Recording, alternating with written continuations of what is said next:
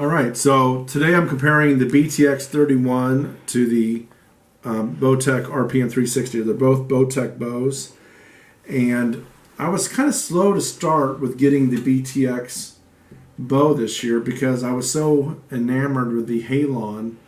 I think everybody, at least in this part of the country, middle areas like Illinois and Missouri, were just enamored with the Halon so much that I think I overlooked the BTX. I'd shot it a few times on the power setting and thought, well, that's not much different than my RPM 360. Well, this year I decided I'd go ahead and shoot the BTX and put it on the comfort setting, and I was amazed by how great of a bow it was. I thought I really shouldn't have overlooked it, but like I said, my eyes were glazed with Halon last year. And what I found was when you have the draw cycle, with the draw length set at 29 inches, and on the comfort setting, you got a buttery smooth bow. Now, I'd accidentally had it set at 30 inches, and even on the comfort setting, and then it was kind of a hump and dump. But once I got it to my proper draw length, the bow was very easy to pull and has a rock hard back wall, even though it's cable stops. The bow holds really well, and so I was really impressed with the BTX more than I realized it would. And I think that a lot of that had to do with me having it on the power or on the speed setting, which is still not a bad setting, but not thinking there was that much difference in the RPM 360 when it came to that. But once you really get into using the comfort setting and things like that, the bow shot and held and is easy to pull. And it's really only sacrificing about 10 to 12 feet per second when you go from the speed setting to the comfort setting, which, the deer aren't going to notice that difference. It's still hitting over 300 feet per second with my 380 grain arrow. The grip on it is a little different than the Bowtech RPM 360. I actually like this more solid feeling, skinnier handle on the BTX than I do on the RPM 360. And the other thing that I think people found the RPM 360 to be a little disappointing was it never seemed to be quite as fast as what you would expect it to be.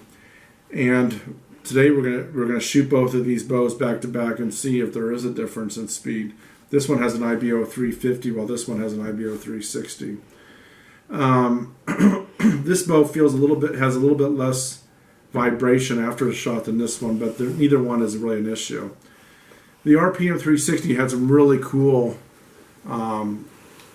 graphics on its limbs. I really like these lightning bolts. It was just a very attractive, cool bow that really did the job for me for 2 or 3 years. Held well, shot well, had a really short valley, but with a little trick where I increased the draw stop one notch higher than my draw module, the bow had a really livable valley that I like to shoot. Before that, the valley was a little short for what I like. I like long valleys on my bows. Again, there was no different, but when you got that comfort setting, the valley's unbelievable on this BTX 31. I think I overlooked it because I was focused on the speed settings. I was more into speed back a year ago and really thought the Halon had it all. And the Halon is still an amazing bow. And I'll talk about the Halon 32 a little bit later, but I think I became more interested in shooting the BTX because the Halon went from Halon to Halon 32, and so I wanted to try something a little bit new and decided to come back and give this BTX a try and really impressed with it. Hope you enjoyed the rest of the review. Thank you. So as I mentioned before, I like to move the draw stop back on the RPM 360 from 3 to 2, and that'll give it a lot more valley because the draw module is on 3. So just having a little bit of extra draw stop, just move back just a little bit, dramatically increases the valley for the RPM 360. And I've done this for other bows too, where I increase the valley by just moving the draw stop back a little longer than the draw module. And it really is made for a more comfortable drawing or holding bow. Thank you. Done a speed test already for these two different bows. One set at the speed setting, and we found that we were getting the same feet per second, despite both of them being set at 29 inches according to the manufacturer, who makes both of the same exact bows for Bowtech. and shot through this chronograph. That's what the common guy is going to do. He's not going to have special draw draw machine or a shooter or any of that kind of stuff. And so this is a real backyard home test. So now I've set up both of these bows at the comfort setting. It went from, so this should drop about 15 feet per second.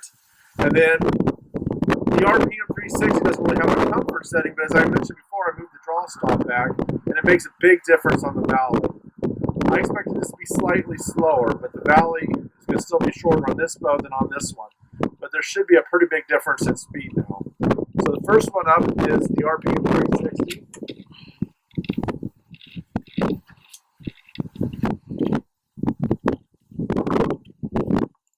Just to show you how much that valley makes a difference. I'll draw back.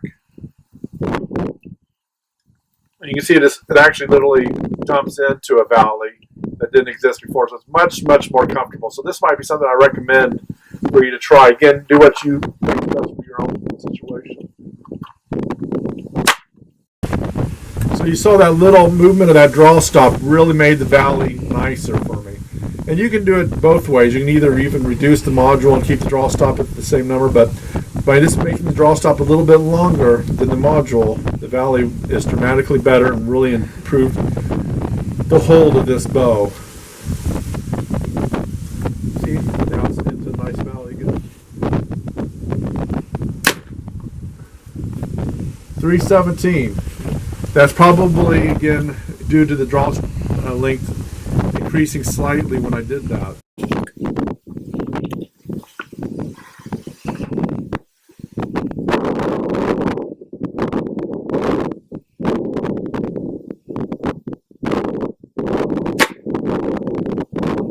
.316. So we're getting about the same exact speed, and that's with a better valley. Let's try the BTX 31 at comfort setting. Okay, now I'm expecting quite a bit of difference in the speed of this BTX 31 at this comfort setting. Probably 10 to 15 feet per second slower. I'm expecting a really big, generous valley. Much easier to pull than the RPM 360 at that extra draw module, cover module. We got 304, so we lost about 10 feet, but that comfort setting is dramatically easier to pull and hold than even my RPM comfort setting with the draw module trick. It's really easy to pull back. Very, very solid back wall. We got 302, 304, so the bow dramatically slowed down by putting on the comfort setting than the RPM 360. So, in summary, both of these bows at the speed setting shot the same speed. When I increased the valley on this, made the bow much more shootable. It was still aggressive when it comes to the draw cycle, but the valley was easy to hold into. Got the same speed out of it. When I put it on the true comfort setting with the power disc, this became a very buttery, easy to pull bow, at least at the 29-inch draw, and easy to hold in comparison to this bow, but you lost about 12 feet per second.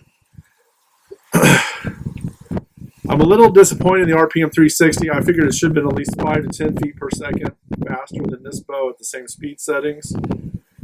But the comfort setting on this bow is really good.